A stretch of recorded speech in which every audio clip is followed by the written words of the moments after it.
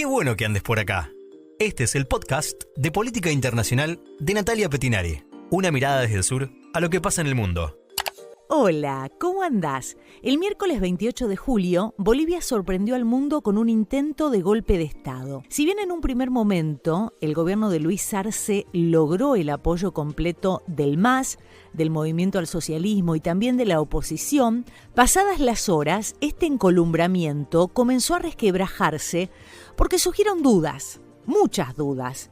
¿Fue realmente un golpe de Estado donde el general Juan José Zúñiga intentó deponer al gobierno elegido democráticamente? ¿O fue un autogolpe que planeó el mismo gobierno, como acusan algunos sectores y hasta el mismísimo Evo Morales? Esto vamos a tratar de desentrañar en el podcast de hoy. Para empezar, hay que tener en cuenta algo que está atravesando la política interna de Bolivia desde que Arce llegó a la presidencia el 8 de noviembre del 2020, que es el conflicto de poder que existe dentro del MAS, del partido, del Movimiento al Socialismo, partido que está transitando una lucha intestina que lo dividió en dos. Por un lado están los seguidores del expresidente Evo Morales, conocidos como evistas, y los del actual presidente, de Luis Arce, arcistas. Y el gran tema son las próximas elecciones presidenciales del año que viene, del 2025, donde los dos líderes buscarán competir por el máximo cargo político. Ambos, Evo y Arce, trabajaron juntos desde el 2006, cuando Evo ganó la presidencia, siendo el primer presidente de ascendencia aymara en la historia de su país.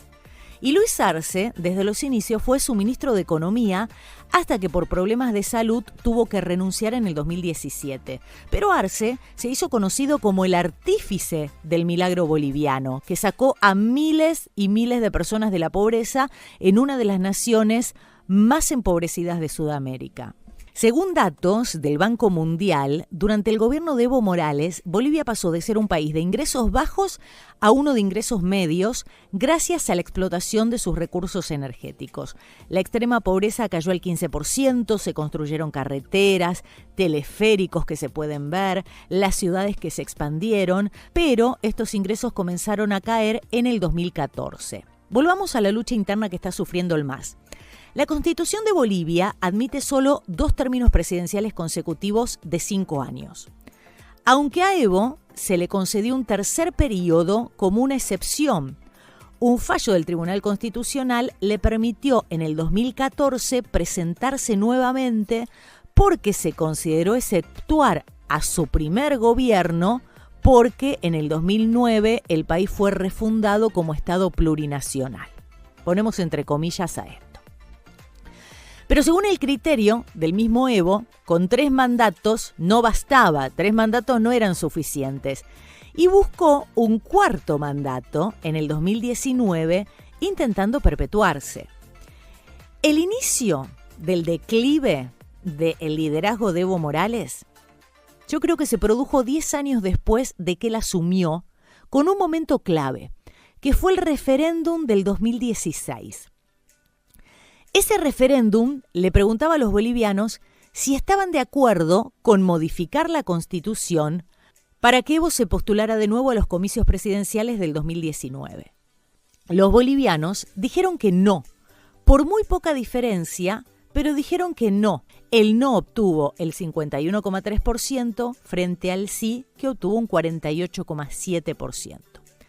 Como a Evo no le gustó el resultado, utilizó la justicia, que lo avaló en una justificación agarrada de los pelos, y fue por un nuevo mandato.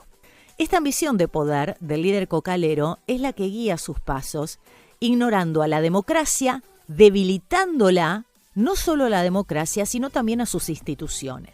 ¿Te acordás lo que pasó esa noche de octubre del 2019 en las elecciones presidenciales, donde Evo Morales competía con Carlos Mesa, que ya había sido presidente de Bolivia? Bueno, en ese entonces, Evo, para ganar en primera vuelta, necesitaba tener el 50% de los votos más 1 o el 40%, pero con 10 puntos de ventaja sobre el segundo, para ganar y para no ir a balotaje. Esa noche de la elección se conocen los primeros números del escrutinio a las 19:40 hora local y después se produce una interrupción de los datos oficiales.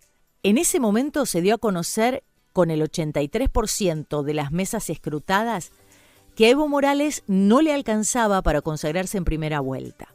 De acuerdo con estos datos, el MAS había obtenido 45% de los sufragios y Comunidad Ciudadana con Carlos Mesa, el expresidente, un 38%.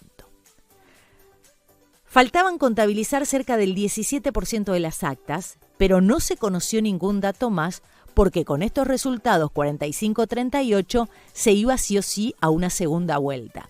Y lo que hacen es informar, el gobierno informa que el escrutinio provisorio se suspendía definitivamente y que se iba a pasar al escrutinio definitivo, que podía demorar hasta 8 días en conocer los resultados. Entonces, las sospechas de fraude surgieron por la interrupción de la transmisión de los resultados parciales entre el domingo y el lunes, y después, cuando el servicio fue reanudándose, los resultados le daban un triunfo a Evo Morales en primera ronda. Entonces, por esta interrupción de la transmisión de los resultados parciales entre domingo y lunes, comenzaron las sospechas de fraude. Y el gobierno, cuando el servicio se fue reanudando, dan nuevos resultados con un 95% de los votos escrutados. Le otorga a Evo Morales una ventaja de más de 10 puntos que era la necesaria para triunfar en primera vuelta. Desde el domingo, el día que se celebraron las elecciones, en este contexto enrarecido, porque todo era raro, en las calles comenzaron a desarrollarse manifestaciones a favor y en contra de Evo Morales, hubo disturbios, episodios de violencia, y es por esto que el Tribunal Supremo Electoral fue muy cuestionado, no solo por la oposición, sino también por organismos internacionales como la OEA, lo cual se vio agravado por la renuncia de Antonio Costas. Antonio Costas era el vicepresidente del Tribunal Electoral, que renuncia el martes y dijo que suspender la difusión de las cifras preliminares había desacreditado a todo el proceso electoral, causando una convulsión social innecesaria. Esto fue lo que dijo. Las elecciones fueron en octubre. 21 días después, ya noviembre, fueron 21 días que le siguieron de protestas, donde Evo Morales se vio obligado a renunciar a su cuarto mandato.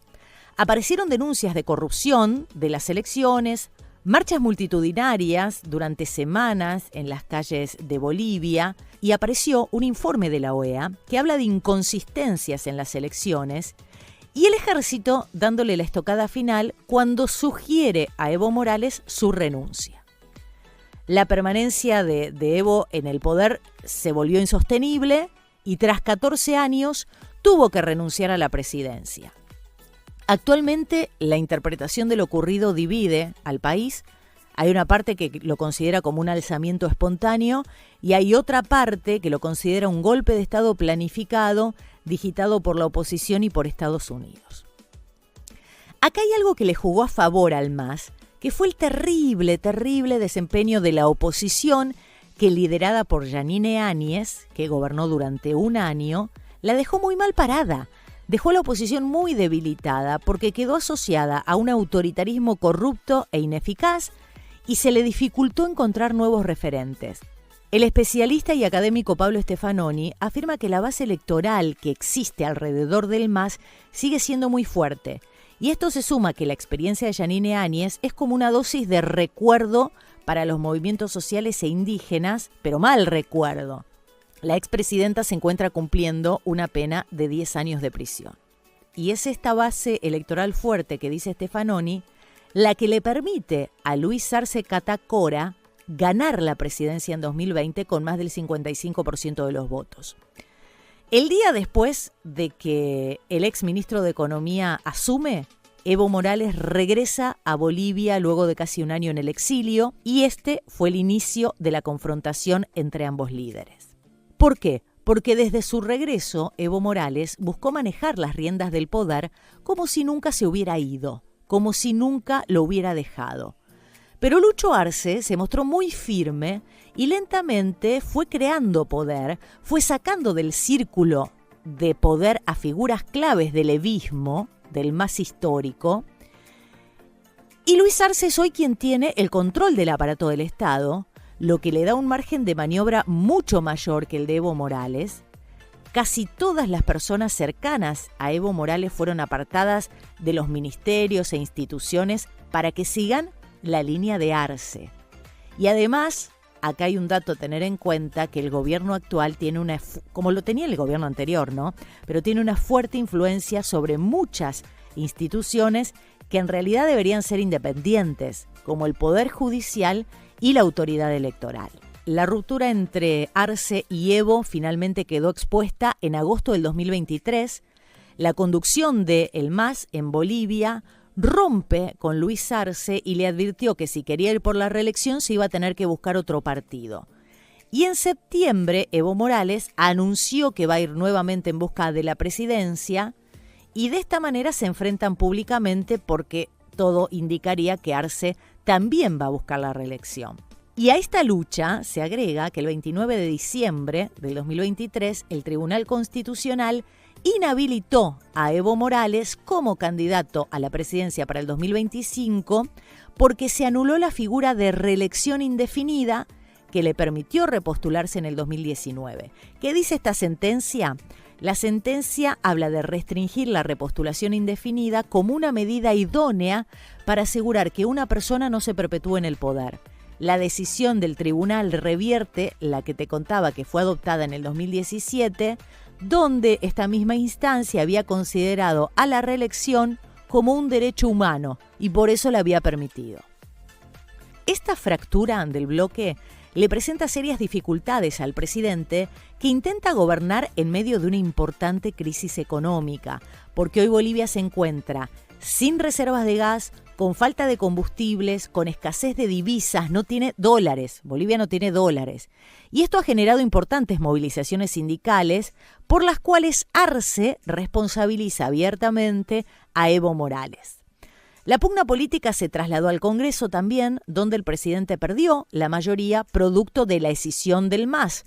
Y el MAS, además, para no dejar gobernar a Lucho Arce, hace pactos con la oposición. Es en este contexto que se da el intento de golpe de Estado del cual muchos dudan. Y vamos a hablar de esto. ¿Por qué dudan de la veracidad del golpe de Estado? Porque el principal beneficiario de este levantamiento es el debilitado gobierno de Luis Arce, quien rápidamente pudo aglutinar el apoyo de todos los sectores del país ante la amenaza al sistema democrático. Un respaldo que inicialmente incluyó a Evo Morales y a dos opositores convictos como Yanine Áñez y Luis Fernando Camacho, el ex líder de Santa Cruz de la Sierra. Aunque casi instantáneamente comenzaron las dudas y los cuestionamientos sobre que el incidente haya sido un autogolpe gestado por el mismo gobierno. Se desconfía de varias cosas, de la tranquilidad de Arce y de sus ministros, de que la movilización militar no se haya extendido al resto del país. También se considera que el clima que se vivió en la Plaza Murillo frente a los palacios de gobierno fue de relativa calma, con ministros dando vuelta y con canales de televisión transmitiendo en vivo. La hipótesis del autogolpe inicialmente la plantó el mismo golpista antes de ser detenido, que por qué lo dejaron hablar con la prensa. Ese es otro tema, porque el gobierno cuando se lo llevaba detenido lo dejó hablar con la prensa. El general Juan José Zúñiga, que entró a la Plaza Murillo con más de 200 efectivos y tanquetas, sugirió a la prensa que fue un autogolpe. 2 días antes, él había dado una entrevista para la cual no estaba autorizado y realizó incendiarias declaraciones contra Evo Morales. Hasta entonces, la relación entre Zúñiga y Arce había sido muy buena. Luego el presidente lo despide por estas declaraciones y se presume que este fue el motivo de la insurrección.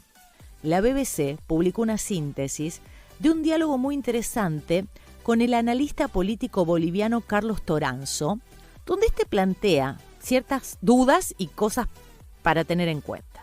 Dice Toranzo: quien hace el supuesto golpe, Zúñiga, era el militar más obsecuente con el presidente Arce.